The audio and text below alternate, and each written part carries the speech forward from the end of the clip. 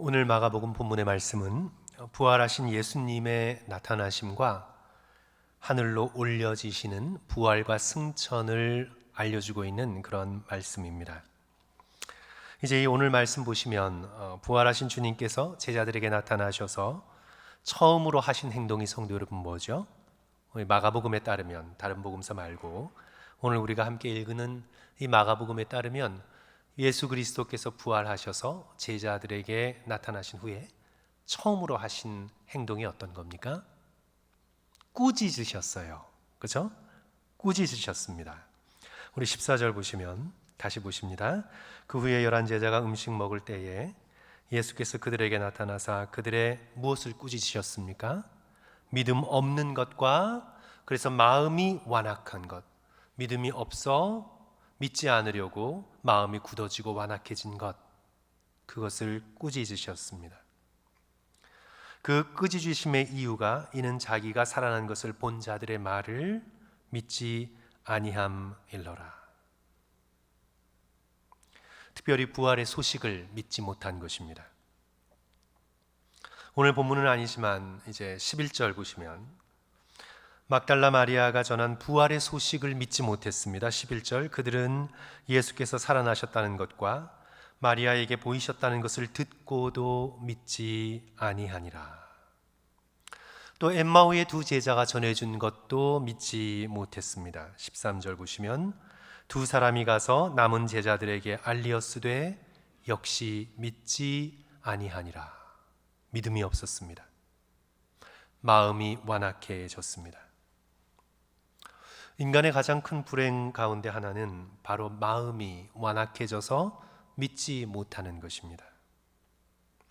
우리 구약 성경의 성도 여러분, 마음이 완악해져서 믿지 못한 대표적인 사람이 바로 바로이지요. 바로라 그랬는데 좀 그러네요. 바로예요. 그죠? 애굽의 바로가 믿을 수 있는 수많은 기회를 다 날려버리고 결국은 믿지 못했습니다. 그의 눈앞에 펼쳐지는 초자연적인 재앙을 보고도 마음이 더욱 완악해집니다. 애굽의 잡신들과 감히 견줄 수 없는 온 천하를 다스리시는 여호와 하나님의 권능의 손길을 보고도 그는 여호와 하나님을 믿지 못합니다. 우리 세상 사람 가운데 하나님이 한번 나타나 보여주시기만 하면 내가 믿겠다 하는 사람들이 있는데요. 그런데 하나님이 설령 나타나시는 놀라운 이적이 있다 할지라도 믿지 못하는 사람은 믿지 못할 것입니다. 사람의 마음이 완악해집니다. 또한 출애굽기에서 또 민수기까지 우리가 함께 살펴보면 광야의 이스라엘 역시 그 크신 권능으로 구원받았음에도 불구하고 또 광야에서 자신들을 돌보고 지켜주신 하나님을 경험했음에도 불구하고 하나님을 믿지 못합니다. 믿지 않는 우리의 마음의 완악함이 사실 모든 불행의 원인입니다. 복음서를 보시면 예수님께서 믿음 없음을 자주 꾸짖으세요. 무엇을 먹을까 무엇을 마실까 염려하는 사람들을 향해 마태복음 6장 30절 오늘 있다가 내일 아궁이에 던져지는 들풀도 하나님이 이렇게 입히시거든 하물며 너희일까 보냐 믿음이 작은 자들아. 염려하는 자들을 향해 예수 그리스도께서 꾸짖고 계시는 것을 우리는 보게 되죠. 또 마가복음 4장 40절 보시면 풍랑에 무서워하는 제자들을 꾸짖으십니다. 어찌하여 너희가 이렇게 무서워하느냐? 너희가 어찌 믿음이 없느냐? 믿음이 없는 것을 꾸짖고 계시죠. 귀신 들린 아이에게 귀신을 쫓아내지 못하는 그런 제자들을 돌아보시면서 예수 그리스도께서 한탄을 하십니다. 마가복음 9장 19절 믿음이 없는 세대여 내가 얼마나 너희와 함께 있으며 얼마나 너희에게 참으리요. 믿음 없음을 꾸짖고 계십니다. 물에 빠지는 베드로를 바라보시고 마태복음 14장 31절 믿음이 작은 자여 왜 의심하였느냐. 믿음이 없음을 꾸짖고 계십니다. 오병이어의 기적을 보고도 떡이 없음을 염려하는 제자들에게 마태복음 16장 8절 믿음이 작은 자들아 어찌 떡이 없음을 서로 논의하느냐. 예수 그리스도께서 계속해서 꾸짖으셨던 것은 믿음이 없는 것, 믿음이 너무나 작은 것을 꾸짖으셨습니다. 그러니까 염려하고 의심하고 두려워하고 계산하는 모든 이유가 바로 믿음이 없기 때문입니다. 요즘 제가 기도하는 제목은 이제 한동안 평강을 달라고 하나님께 좀 기도를 많이 했었는데, 요즘은 이제 제게 믿음을 주소서, 온전한 믿음을 주소서, 큰 믿음을 주소서, 그렇게 성도 여러분 기회가 될 때마다 기도하고 있는 중입니다. 우리 히브리서 10장 22절 성도 여러분 다 같이 한 목소리로 함께 찾아서 읽을까요? 우리 슬라이드 참조하셔도 좋고요. 우리 히브리서 10장 22절 성경 갖고 계시는 성도들께서는 우리 함께 찾아서 읽도록 하겠습니다.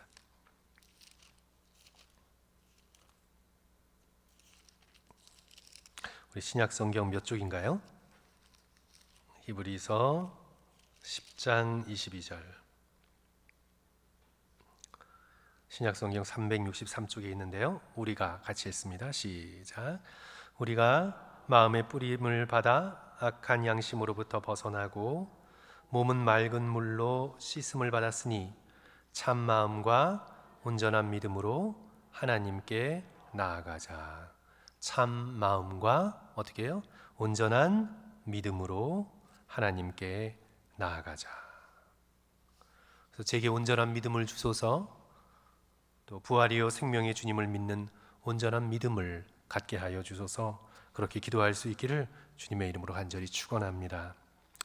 오늘 본문 말씀 보시면 가장 중요한 것이 바로 믿음입니다. 우리 16절 성도 여러분 같이 읽겠습니다. 믿고 함께 읽습니다. 시작. 믿고 세례를 받는 사람은 구원을 얻을 것이요 믿지 않는 사람은 정죄를 받으리라. 가장 중요한 것이 성도 여러분 뭔가요? 믿음이라고 말씀하고 있죠. 모든 인류의 운명을 결정할 것이 바로 믿음이다. 믿고 세례를 받은 사람은 구원을 얻을 것이고 믿지 않은 사람은 어떻게 해요? 정죄를 받을 것이라. 믿음이 가장 중요함을 말씀해주고 계십니다. 이제 계속해서 오늘 본문을 쭉 보시면 오늘 본문에서 우리 주님께서 참 자비로우심을 우리는 알게 되는데, 이렇게 믿음이 없는 제자들에게 막달라 마리아가 전한 것도 믿지 못하고 엠마오의 두 제자가 전한 것도 믿지 못하는 믿음이 없는 제자들에게 예수 그리스도께서 사명을 맡겨주십니다. 15절 보시면 또 이르시되 너희는 온 천하에 다니며 만민에게 복음을 전파하라. 예수 그리스도의 부활조차 믿지 못하는 제자들이 어떻게 만천하에 다니며 복음을 전파할 수 있을까요? 그러나 예수 그리스도께서는 그들이 현재 믿음이 없지만 그들에게 사명을 맡겨주십니다. 이것이 우리에게 가르쳐 주시는 것은 맡겨주시는 사명이 처음에는 조금 버겁게 느껴지지만 그 사명을 잘 감당하다 보면 어떻게 되는 겁니까, 성도 여러분? 믿음이 점점 자라게 된다는 것입니다. 믿음은 순종할 때 자라게 되는 것입니다. 그냥 가만히 앉아서 믿음이 자라는 것이 아니고 내가 할 수 없을 것 같아 보이는 일 가운데에서도 하나님을 믿고 담대하게 감당할 때 그때 믿음이 자라는 것입니다. 그래서 예수 그리스도께서는 믿음이 없는 제자들에게 사명을 맡겨주십니다. 그래서 그 사명을 믿음을 가지고 감당하다 보면 믿음이 커지게 됩니다. 믿음이 자라게 됩니다.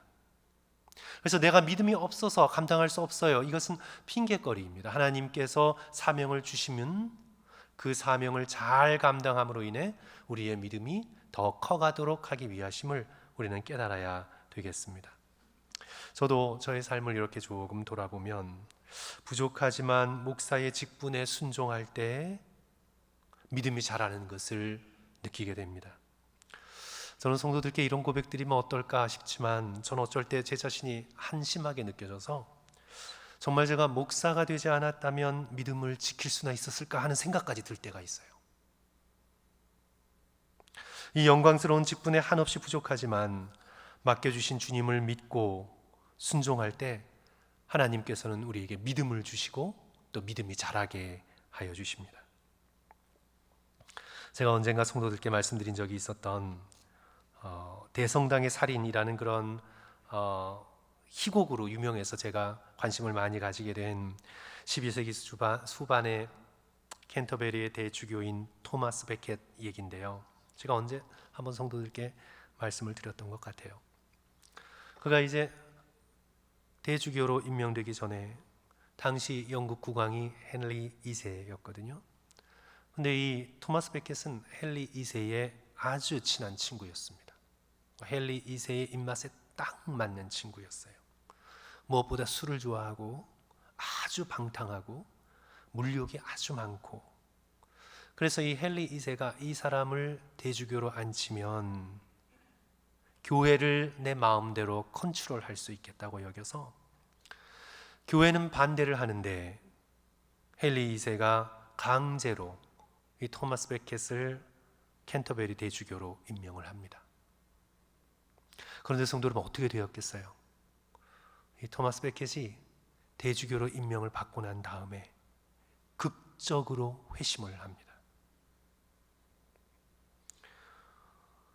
자신이 캔터베리의 대주교라는 이 사명, 그 사명을 생각하고 묵상하고 붙들고 기도하면서 그는 완전히 다른 사람이 됩니다. 교회를 수호하고 가난한 자를 보살펴야 할 대주교라는 사명의식을 가지고 그는 이제 예수 그리스도의 말씀 외에는 아무의 말도 듣지 않기로 결단을 합니다. 임명되고 난 다음부터 헨리 2세의 말을 듣지 않아요. 방탕했던 생활을 완전하게 정리합니다. 그리고는 아주 금욕적으로 삶을 삽니다. 헨리 2세의 정책과 완전히 대립됩니다. 왕은 왕실은 가난한 이를 보호하고 교회를 지키고 백성들의 모본이 되어야 한다는 것을 대놓고 말을 하기 시작합니다. 부패한 교회의 개혁을 부르짖고 교회의 권위와 가난한 자들과의 일치를 강조하고 또 강조합니다. 그래서 성도 여러분, 토마스 베켓이 어떻게 되었죠? 헨리 2세가 보낸 자객으로 인해서 그 대성당에서 살해되죠. 아주 무참히 살해됩니다. 그것이 이제 T.S. 엘리엇이 지은 대성당의 살인이라고 하는 그런 기념비적인 희곡이죠. 제가 목회하면서 이렇게 볼 때요, 저도 그리 길지도 않고 짧지도 않은 목회 경험인데요, 이제 뭐 한 22년 정도 된 것 같아요.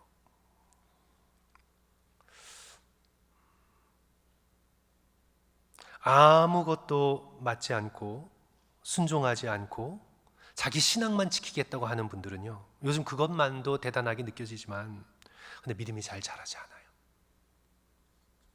처음에는 부담스럽지만 맡겨진 일에 순종하고 또 애쓸 때 믿음이 자라기 시작합니다. 이제 예수 그리스도께서 이제 이런 사명을 맡겨 주시죠. 어떻게 하라고요? 온 세상을 다니며 복음을 전파하라고.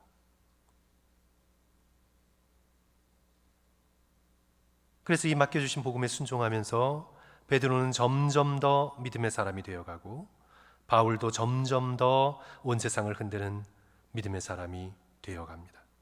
고난 속에서 순종하면서 믿음의 사람이 되어가요.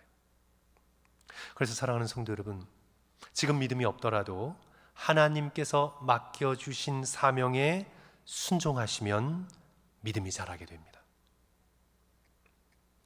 저는 금요일 날 권사님들 올라오셔서 하시는 이 기도가 참 은혜가 되고, 오늘 우리 김경아 안수 집사님께서 기도해 주셨을 때 절절히 참 은혜가 되고, 기도를 하지 않을 때보다 난 믿음이 없어 기도 못해 그러는 것이 아니라 내가 부족하지만 성도들을 대표하여 하나님께 앞에 나와 기도하며 기도문을 쓰고 준비하면서요, 성도들은 믿음이 자라게 됩니다. 내게 버거운 것 같지만 맡겨진 것을 순종할 때 믿음이 자라게 돼요. 그래서 사랑하는 성도 여러분, 무엇보다 하나님께서 어떤 일들을 우리에게 맡겨주실 때 믿음으로 감당하면서 더욱더 믿음이 커가시기를 주님의 이름으로 간절히 축원합니다. 이제 예수 그리스도께서 사명을 맡겨주시면서 17절, 18절 이제 놀라운 약속을 주시는데 다 같이 한 목소리로 같이 읽겠습니다. 믿는 자들에게는 17절과 18절 다 같이 한 목소리로 읽습니다. 시작. 믿는 자들에게는 이런 표적이 따르리니 곧 그들이 내 이름으로 귀신을 쫓아내며 새 방언을 말하며 뱀을 집어 올리며 무슨 독을 마실지라도 해를 받지 아니하며 병든 사람에게 손을 얹은즉 나으리라 하시더라. 이제 성도들께서 이 구절을 읽으시면서 즉각적으로는 깨닫지 못하겠지만 신학적으로는 아주 논쟁거리를 제공하고 있는 말씀입니다.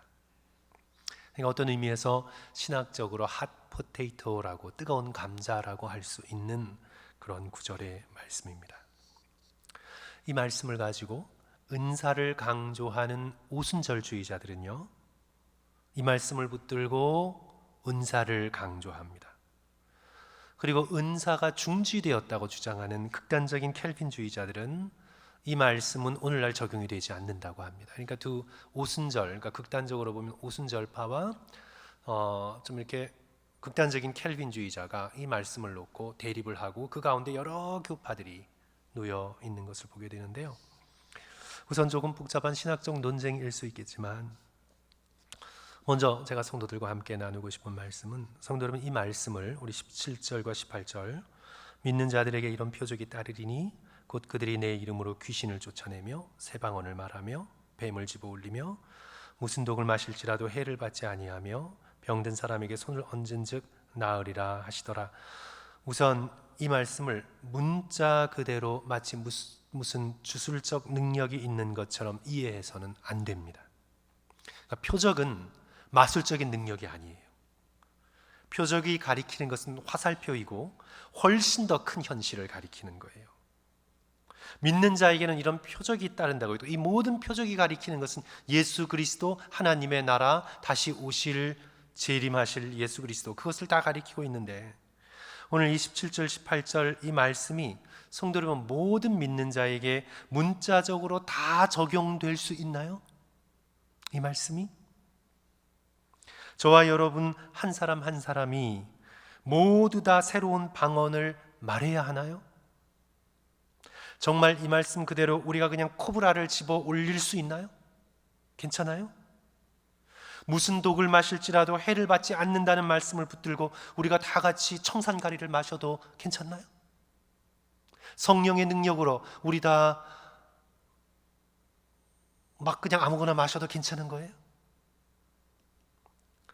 오늘 이 말씀을 문자적으로 우리가 그대로 다 믿고 해석해서 우리 모두 지금 여기 우리 교회에 가장 가까이 있는 병원이 어딘가요? USC 병원인가요?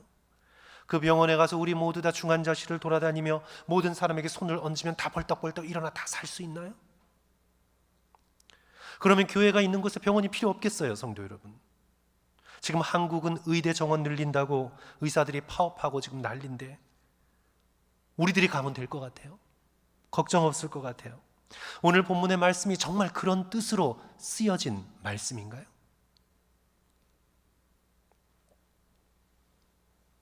이제 또 다른 극단을 우리가 조금 생각하면 이제 27절과 18절의 말씀이 사도들의 시대에만 적용되는 말씀이다. 저런 은사들, 특별히 병 고치는 은사들, 또 기적들, 또 방언과 예언의 은사들, 이런 성령의 어떤 놀라운 기적의 은사들은 오늘날에는 없고 오직 사도들의 시대에만 있었던 것이다. 지금은 중지된 것이다. 그래서 은사 중지론자들이 있어요. 그리고 바로 이런 방언이나 예언이나 기적의 은사들의 기능은 복음을 전파하기 위해서 성경의 계시가 다 완료될 때까지, 그때까지만 필요한 것이다. 그래서 이제 오늘 여기 17절과 18절의 말씀 가운데 요 무슨 독을 마실지라도 요것만 제외하거든요. 모두 다 사도행전에서 이루어진 기적들입니다. 자, 사도들이 귀신 들린 자들을 쫓아냈어요. 바울도 쫓아냈고 베드로도 쫓아냈어요. 오순절날 거기 모였던 사람들이 새 방언으로 새술에 취한 것처럼 모두 다 방언을 했어요. 그리고 바울이 멜리데라는 섬에서 뱀을 짚다가 독사에 물렸어요. 그래서 사람들이 다 저건 풍랑에서 구원됐지만 독사에게 물려서 죽는 정말 운이 없는 저주받은 사람이구나 했는데, 바울이 독사에 아마 코브라였을까, 독사에 물리고 난 다음에도 그걸 털어버렸어요. 그리고 오히려 어떻게 됐어요? 뱀이 불에 타 죽었고 바울은 멀쩡해요. 그리고 병든 사람을 안수하여 바울을 비롯해 베드로를 비롯해 요한도 그렇고요, 여러 사람들을 고쳤어요. 그러니까 여기 17절과 18절에 나타나 있는 이런 기적과 표적들은 오직 사도들의 시대에만 이루어진 것이다. 사도들의 시대가 끝나고 이제 성경이 기록되었기 때문에, 성경이 주어졌기 때문에 더 이상의 표적은 필요 없다. 성경 말씀이 기록되기 이전에 표적이 필요했지, 이제는 성경을 통해 계시가 완료되었기 때문에 성경 외에는 다른 표적이 필요 없다. 은사 중지론자들이 있습니다. 특히 이제 장로교파에 많아요. 그런데 성도 여러분, 그렇게 주장하면 오늘 말씀이 심각한 어떤 데미지를 입습니다. 그러면 이 말씀은 왜 기록된 거예요? 이 말씀이 우리에게 적용되지 않는다면 우리는 왜 이 말씀을 읽어야 돼요? 이 말씀이 그때만 필요한 말씀이라면 우리는 왜 이 말씀을 아직도 붙들고 하나님의 말씀으로 읽고 은혜를 받아야 되는 거죠? 그러니까 문자적으로 그대로 다 적용하는 것, 또 이 기적은 오늘날 이루어지지 않는다라고 생각하는 것, 둘 다 오늘 말씀을 해석하는 데 있어서 문제가 되는 거죠.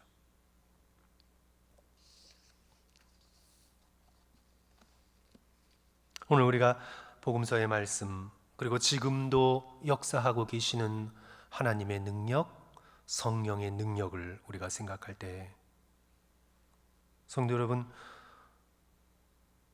무조건 기도하면 기적이 다 이루어진다, 아니다, 어떤 기적도 현대에는 이루어지지 않는다, 이런 양극단을 우리가 다 피하고, 오늘 우리는 하나님의 선하신 뜻에 따라 하나님이 하시고자 한다면 오늘날에도 놀라운 기적은 일어날 수 있고 일어난다는 것을 우리는 믿어야 합니다. 이것은 우리에게 무슨 신비한 능력이 있어서가 아니라 하나님의 뜻에 따라 하나님께서 오늘날에도 하나님께서 일하시고자 하시면 하실 수 있음을 우리는 믿어야 합니다. 기적처럼 보이는 사건이 우리 눈앞에서 일어날 수도 있고 또 일어나지 않을 수도 있고, 그것은 하나님의 선하시고 미쁘신 뜻에 따라 달린 것이지, 오늘날 기적이 절대로 일어나지 않는다, 내가 기도하면 무조건 기적은 일어나야 한다, 이 모든 것이 전부 다 인간 중심의 생각이죠.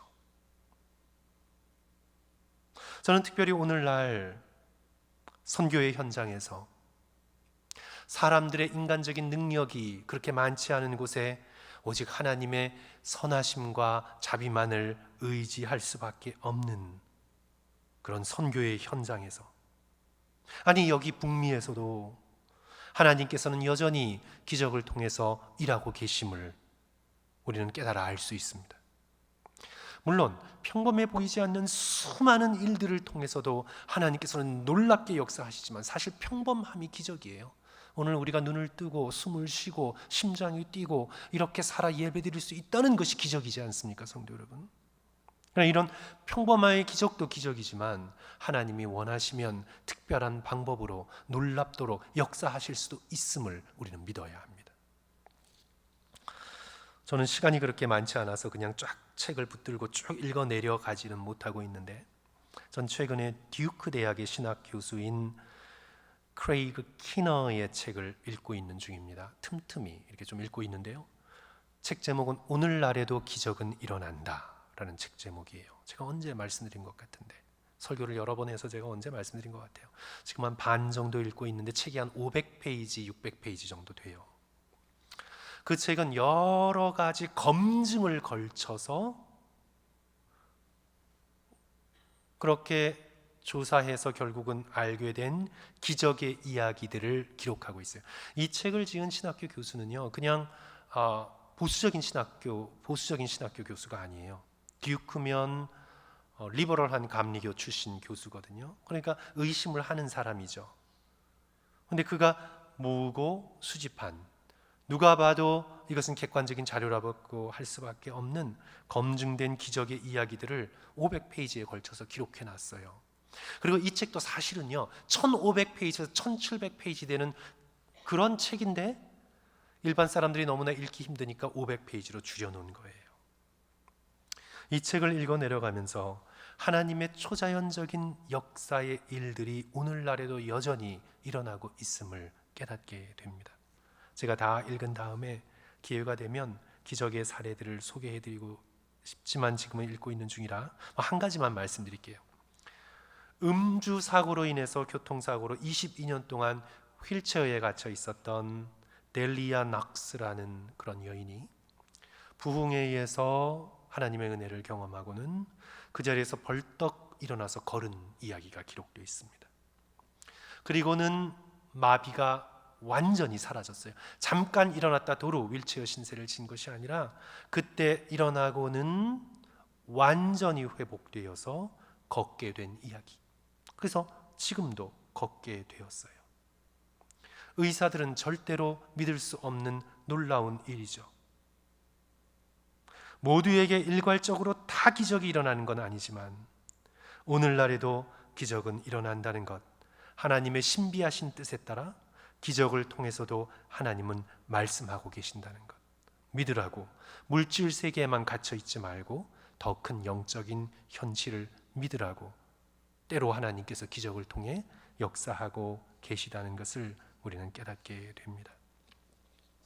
오늘 17절과 18절에 이 말씀이 주어진 이유는 하나님의 백성은 이 세상의 능력으로 살아가는 것이 아니고 하늘의 능력으로 살아간다는 것을 우리에게 알려주기 위함입니다. 이런 기적이 내가 기도하는 대로 다 이루어지진 않아도 오늘 이 17절 18절의 말씀이 우리에게 말씀하고 있는 것은 하나님의 백성은 이 세상의 능력으로 살아가는 것이 아니고 하늘의 능력을 받아서 살아가는 것이다. 그래서 온 천하에 다니면서 복음을 전파하는 능력은 인간의 지식, 물질의 능력, 경영의 조직으로 되어지는 것이 아니고 예수 그리스도의 이름에 놓여 있는 것이다. 그래서 보시면 믿는 자들에게는 이런 표적이 따르리니 곧 그들이 무엇으로?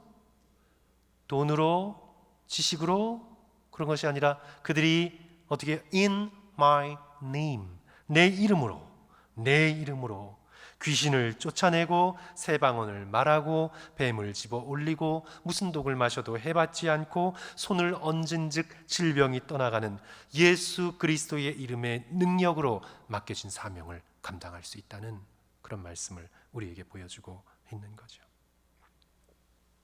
다시 베드로와 요한의 사도행전 3장의 외침이 생각이 납니다. 걷지 못하던 자에게 베드로와 요한이 무엇이라고 선포했습니까? 은과 금은 내게 없거니와 내게 있는 이것을 내게 주노니 무엇을 줬습니까? 나사렛 예수 그리스도의 이름으로 일어나 걸어라. 초대교회에는 은과 금이 없었습니다. 교회의 조직이 없었습니다. 경영적 지식이 없었습니다. 놀라운 인간적 네트워킹이 없었습니다. 의리의리한 성전도 없었습니다. 그런데 초대교회 교인들에게는 무엇이 있었어요? 나사렛 예수 그리스도의 이름의 능력이 있었습니다. 오늘날은 바뀌었죠. 오늘날은 바뀌었습니다. 중세교회의 권위가 하늘을 찌르던 13세기, 진정한 하늘의 능력은 은과 금을 하나도 가지고 있지 않았던 아시시의 프란시스를 통해 임했습니다. 중세의 교황의 권력이 최고조에 이르렀을 때 하나님의 능력은 돈 한 푼 가지고 있지 않았던 아시시의 프란시스를 통해, 그와 함께 했던 작은 형제들의 수도회를 통해 어둠을 비춰주는 밝은 빛으로 우리 가운데 남아 있습니다. 오늘 우리가 정말 간구해야 될 것은 예수 그리스도의 이름의 능력입니다. 우리도 저부터도 다시 마음을 겸손하고 가난하게 하여서 하늘의 능력을 간절히 구하고 예수 그리스도의 이름의 능력을 붙들고 기도하고 간구하는 저와 성도들이 되어야 되겠습니다. 이제 오늘 본문의 마지막 장면이죠. 마가복음 전체의 마지막 장면입니다. 이제 예수님께서 승천하시고 제자들이 예수님께서 하신 말씀에 순종하십니다. 다 같이 우리 19절 말씀 함께 읽습니다. 주 예수께서 같이 읽습니다. 시작.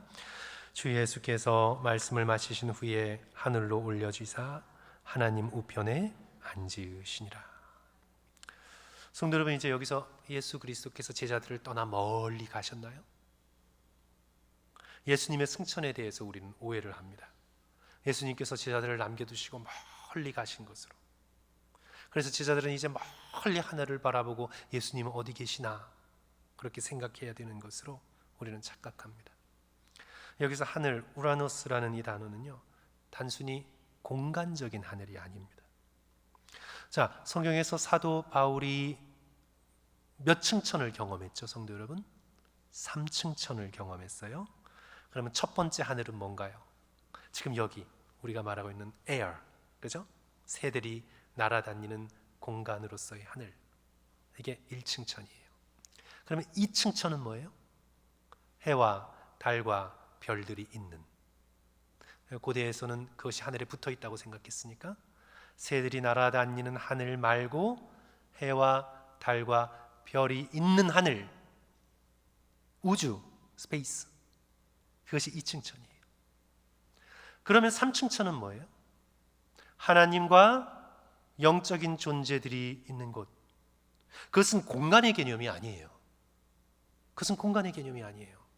그것은 차원을 초월하는, 3차원을 초월하는, 그런 공간을 초월하는 영적인 세계예요. 고대 사람들이 그렇게 어수룩하지 않았어요.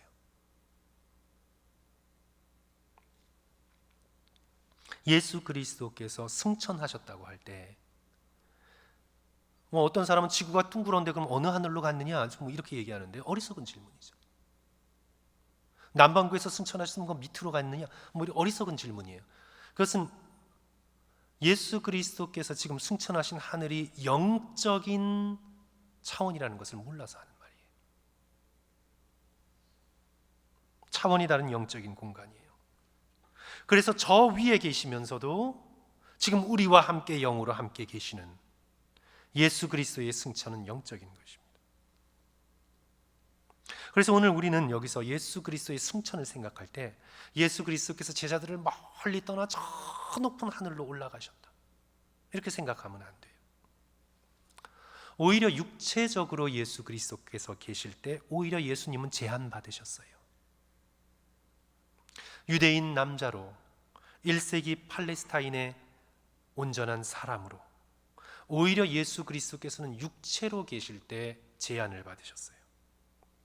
그러나 지금 영으로 계실 때, 승천하셔서 하나님의 오른편에 앉아 계실 때, 시간과 공간을 초월하여 계실 때 오히려 제한을 받지 않으세요. 성도 여러분, 육체로 계실 때 예수 그리스도와 아무리 가까이 있으려고 해도 어떻게 가까이 갈 수 있어요? 우리가 예수님이 육체로, 성육시간체로 예수님을 만날 때 우리가 예수님과 가장 가까이 있을 수 있는 길은 허그하는 것밖에 없어요. 육체로 계실 때 오히려 제한이 돼요.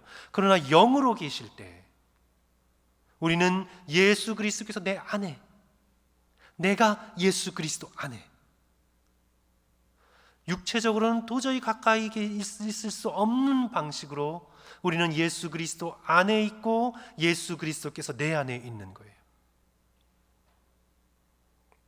요한복음 16장 7절, 그러나 내가 너희에게 실상을 말하노니, 실상은 진정한 현실이에요. 내가 떠나가는 것이 너희에게 유익이라. 왜냐하면 내가 떠나가지 아니하면 보혜사가 너희에게로 오시지 아니할 것이요 가면 내가 그를 너희에게 보낼 것이라.